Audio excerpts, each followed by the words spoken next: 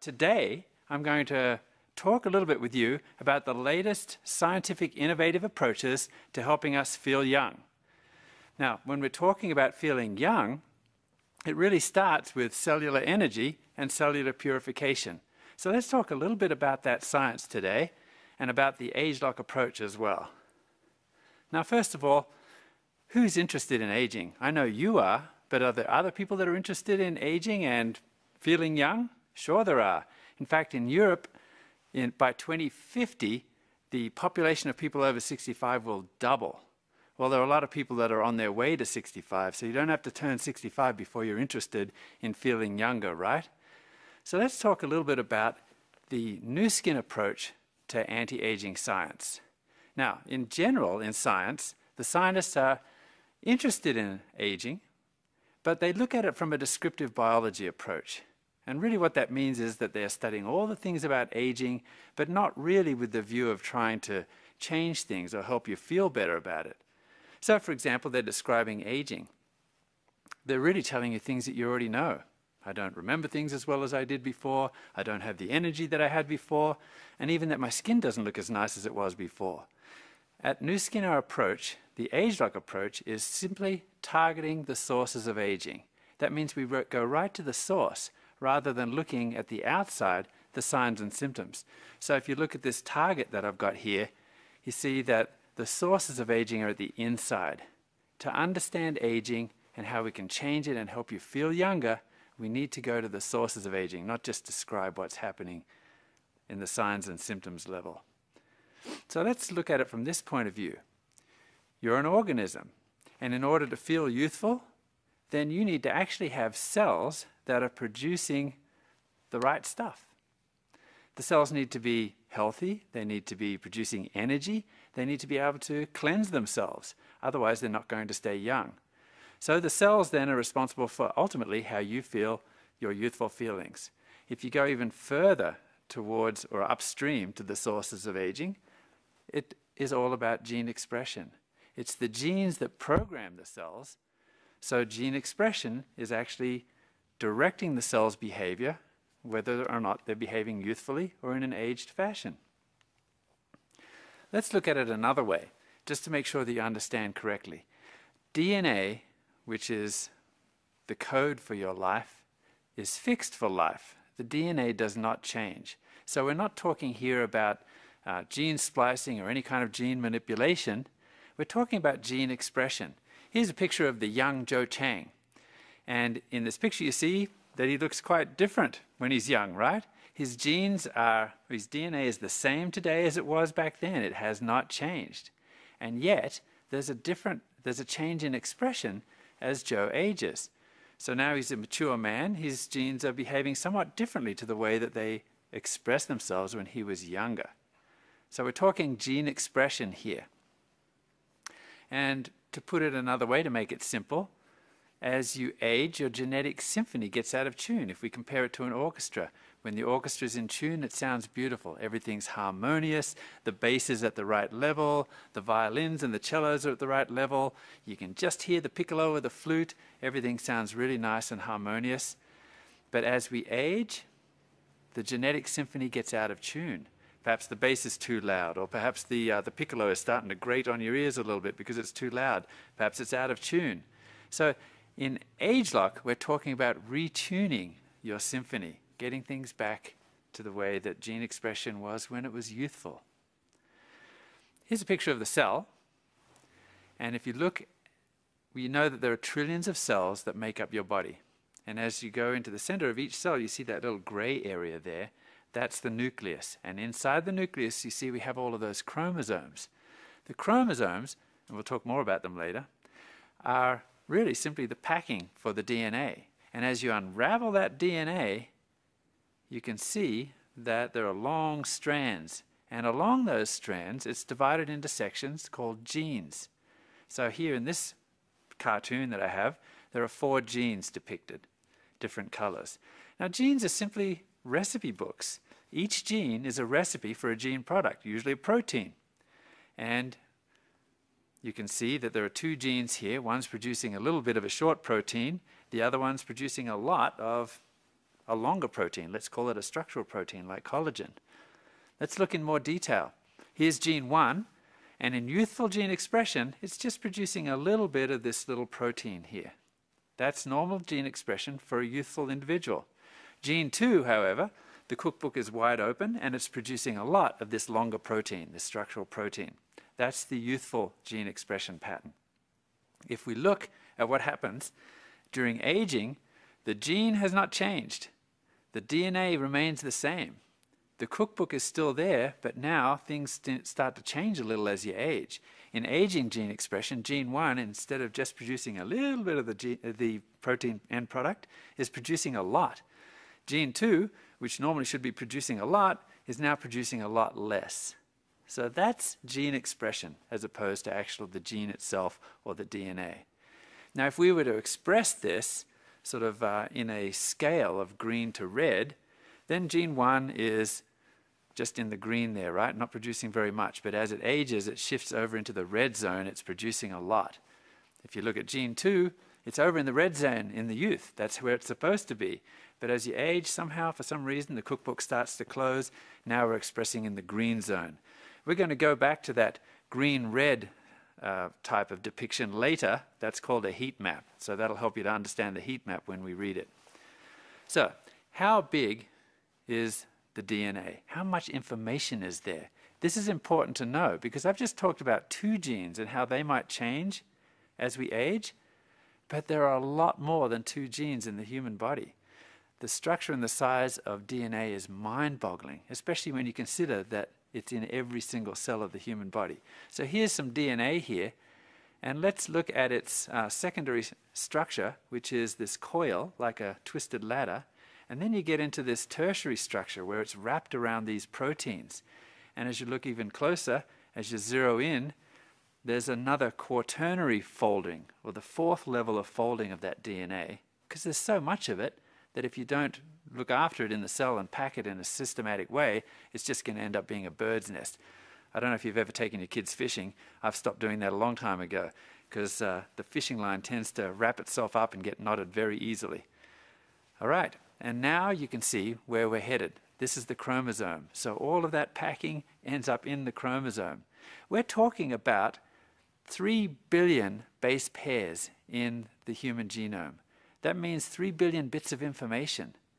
Now, how on earth are we going to sort that out in terms of aging? Well, for the last 20 years or so, and $20 billion worth of research has been done to sequence the human genome.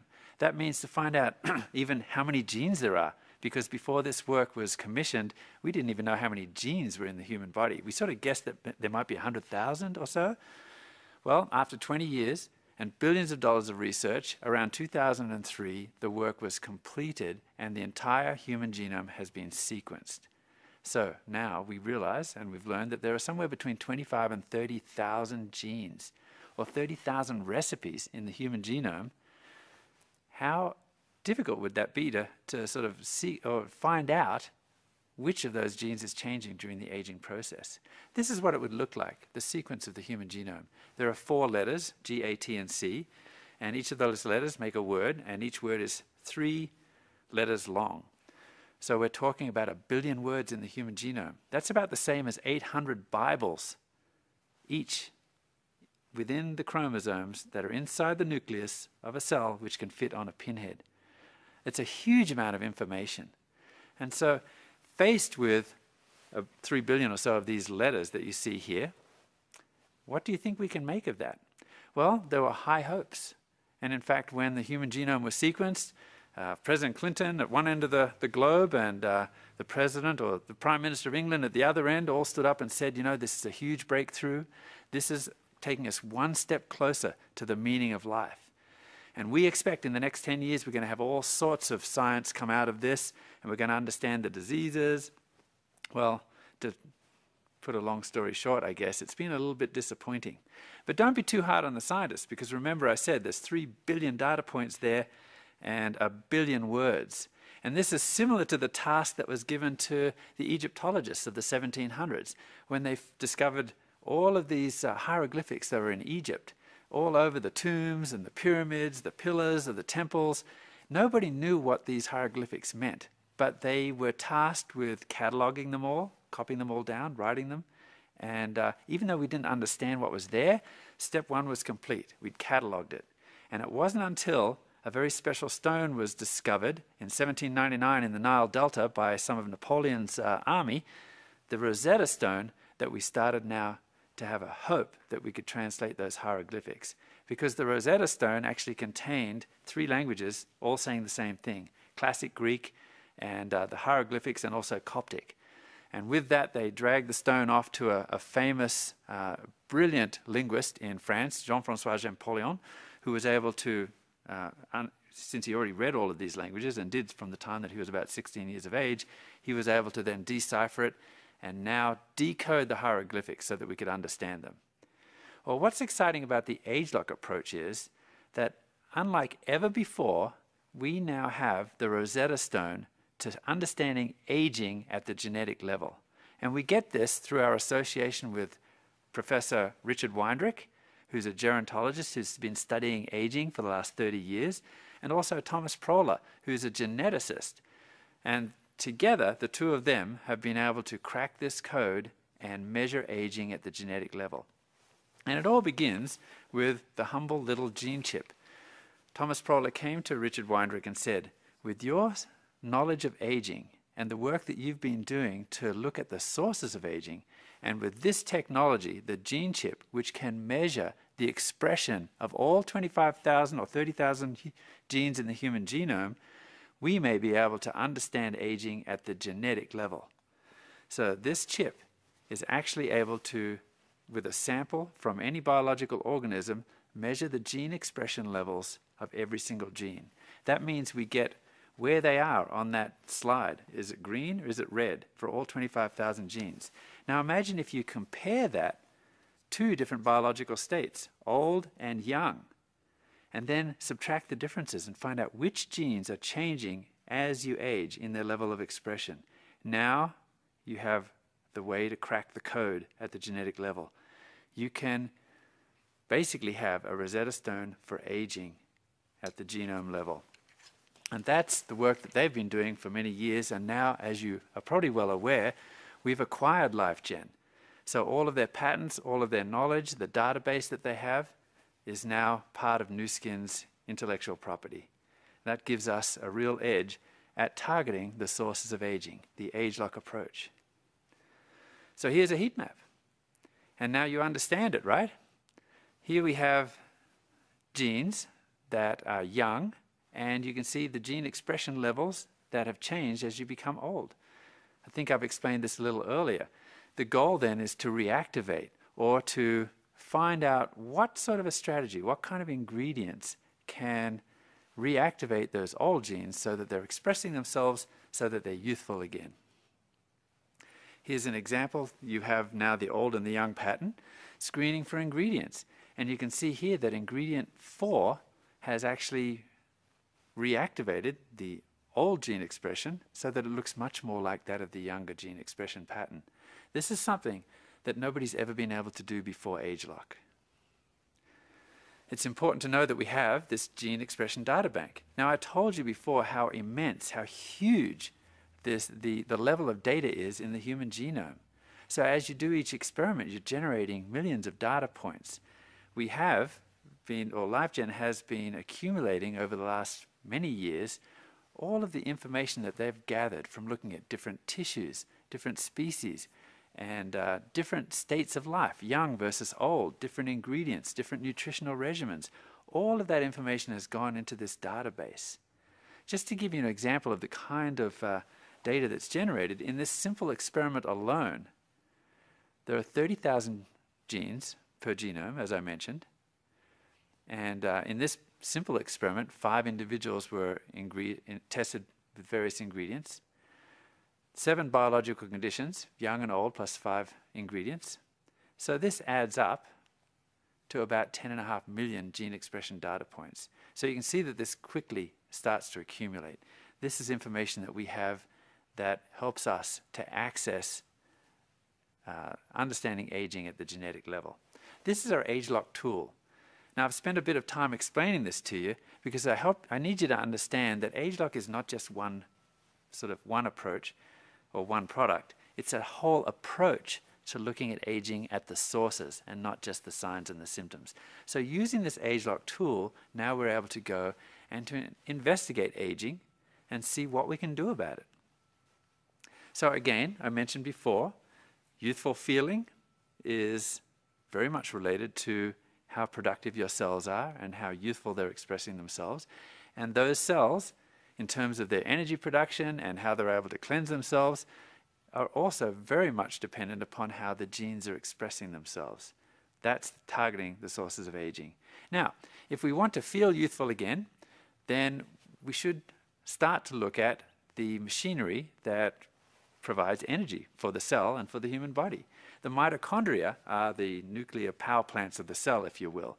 Those are the little organelles within the cell that are able to combine oxygen and sugar or some sort of energy source into energy, into the chemical energy of the body, which is ATP.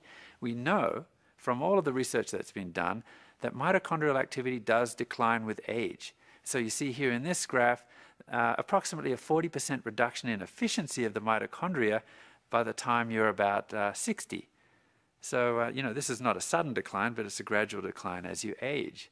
So it seems very logical then that we should first examine which genes are responsible for building and maintaining the mitochondria in the body. So let's go to the nucleus and find that out. And using the AGELOC tool, we could determine which genes are involved in energy production and maintenance. The next thing that happens with aging, and it's closely related as I'll explain later, is that cellular cleansing declines with age. It declines with age as well. That means that we have, as cellular energy goes down, we also have an increase or a toxic buildup of those things that are not healthy for the cell, that the cell needs to get rid of. Looking at it another way, if you see the blue cylinder on the left, let's just say that that's a barrel that contains the cellular purification system. And that's the capacity of the cell to keep itself clean and to renew itself. And then you look to the right and you see that there are toxins that cause the cell to age, damage the proteins and things like that. Some are external toxins like the pollution, the air that we breathe, maybe it's sun exposure, things like that that damage the cell or cause it to age, cause the proteins to age. And then you've got internal toxins as well. These are just the results of our metabolic processes. It's sort of like the metabolic exhaust that we produce, some of it from the mitochondria. And in the youthful cell, then we have more than enough capacity for the cell to cleanse itself and to keep itself renewed. Now, as we age, the aging cell is a different story. You see that the capacity of the cell to cleanse itself has reduced quite a lot, and that means that it can't keep up with the toxic burden that's there. That is the picture of an aging cell or an aged cell that we need to change. These are actually very closely related. They seem like separate things, and certainly they are separate machinery within the cell, and the genes that code for that equipment are also separate, but they work together ultimately. Because as cellular energy declines, then the ability of the cell to purify itself also declines. And as that happens, it affects cellular energy because things get sort of gummed up in the cell. So you get this downward spiral. It's a 1-2 punch of aging. And that affects your ability to feel young. And put it a really simple way, if you don't have any energy, you can't clean, right? It's just like a vacuum cleaner that you can no longer plug into the wall. It becomes a lot harder. And then before you know it, you're tripping over all the junk. So we have targeted those genes that are involved in cellular energy, a youth gene cluster, we'll call it, and cellular purification, a separate youth gene cluster. And you can see that as we age, because we have found those genes that change during the aging process, then we can target those and try to reactivate them. And that's what the AGELOC tool is all about. Targeting those genes and then reactivating them so that we can have that youthful feeling again. So in summary then, we've got an approach where we target the sources of aging. That's what AGELOC is. And our association with LifeGen Technologies, our database, all of that information that we have on being able to interpret the genome at the aging level, or in other words, measure aging at the genetic level, has enabled us to have a whole new innovative approach at targeting the sources of aging and doing something about it. In this case, we've targeted two systems inside the body, cellular energy and cellular purification, that I've shared with you are intricately connected. And the cellular energy helps us to feel recharged. The cellular purification helps us to feel refreshed. Now, these work together, as I mentioned, right? So cellular energy in a youthful cycle actually is a positive thing for cellular purification. And cellular purification is a positive sort of a feedback for energy production, helping with the recharged and the refreshed feeling of youth. So the science then in a nutshell is identifying and targeting, then reactivating the youth gene clusters related to cellular energy production and cellular oxidative protection and cleansing.